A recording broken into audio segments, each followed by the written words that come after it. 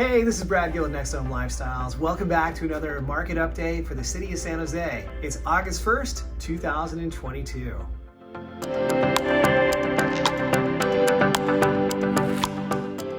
So what are we seeing in the market? Well, summertime is almost over, so we have a really good idea of what's been happening. And of course, if you're paying attention to the headlines, you already know that we're seeing a lot of price reductions, pricing coming down as demand for housing has really faced quite a few headwinds from rising inflation, rising interest rates, as well as stock market coming down and kind of taking the kneecaps out of a lot of our buyers' down payments. So prices readjusting from those challenges that buyers are facing getting into the market.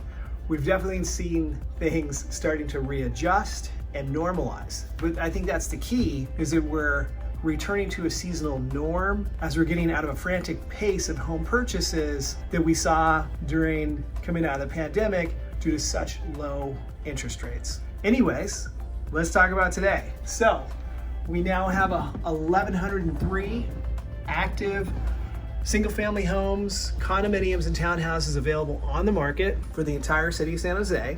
So that's getting back to a more normal level, but we're still historically low. Not as low as last year, but we're definitely still low. Now, let's talk about current demand. So pending sales are running about 534. So pending sales are definitely a lot lower than when they were last year, but not by much.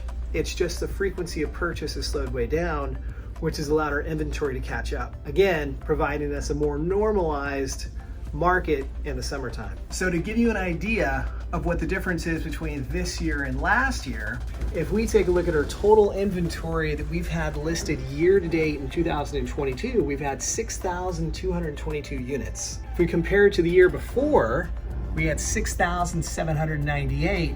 So we're actually 8% less in total homes listed for sale than we were last year. So when I say that we're still in historically low inventory levels, again, inventory we're still short on. It's not like there's a bunch of homeowners in our area that are listing their homes like crazy. It's just the slowdown in demand.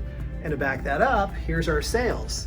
Year to date 2022, we have 4,514 versus year to date of last year, we had 5,900. That's 24%. So we've got a quarter less home buyers out there shopping and purchasing as compared to last year. So that's why we're feeling such a market slowdown. Again, returning to normal, but the good news is that with low inventory levels and I think more buyers finding confidence in the market, which we'll talk about here in a moment, that we are hitting a stable plateau within values, which gives confidence to everyone. So home seller or home buyer, you have a better feeling of where the market is in making your decision to purchase or sell. So let's talk about those trends. So inventory-wise, over the last 7 days, we saw 212 homes come to the market, down 15% than the week before. Are we going to continue to see the inventory levels slow down? Well, it's beginning of August. I think we'll probably, be around 200 homes, continue to be listed until probably into September. Then I definitely think we're going to slow down. What about home buyers? Over the last 7 days, we saw 116 new contracts become ratified, slightly down from the week before. So inventory slowing a little bit, buyer demand a teeny bit. Is it a trend? Too early to tell. Again, you have to keep watching our videos to find out.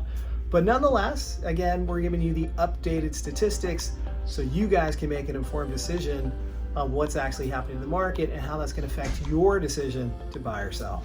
Next up, market expectations. We had 73 properties expire or come off the market over the last 7 days compared to the week before we had 81. Price changes, that's the one area we're definitely keep our eyes on because that is definitely an indicator of market health. From earlier videos, we've already looked at that 30% range of all active listings undergo a price change in a healthy market or a more balanced market. So we're right there, 387 of our 1,100 active properties saw some sort of a price change. So giving us 35% of the current inventory undergoing that price change. So again, within the healthy tolerance, but it's still going up. If it continues up more, then we may see unhealthy signs. But again, with inventory levels still not overflowing into the market and buyers coming back into the market, I think we are reaching that stabilization point.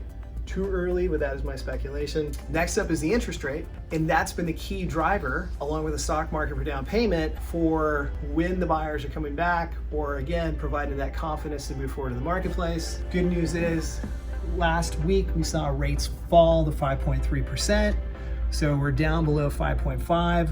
As you recall again from past videos, we've been bouncing all over the place between 5 and 6% over the last 30 to 60 days. So it's nice to see it starting to really normalize, and hopefully it stays within that 5 to 5.5% range, which should be very healthy for the rest of the market. So what does all this mean? Well, if you're interested to see how it's going to affect you, if you're buying or selling, give us a call. We'd be more than happy to schedule a consultation and walk you through it. Otherwise, please tune in for another market update next week. I'm Brad Gill with NextHome Lifestyles. Thanks again for watching.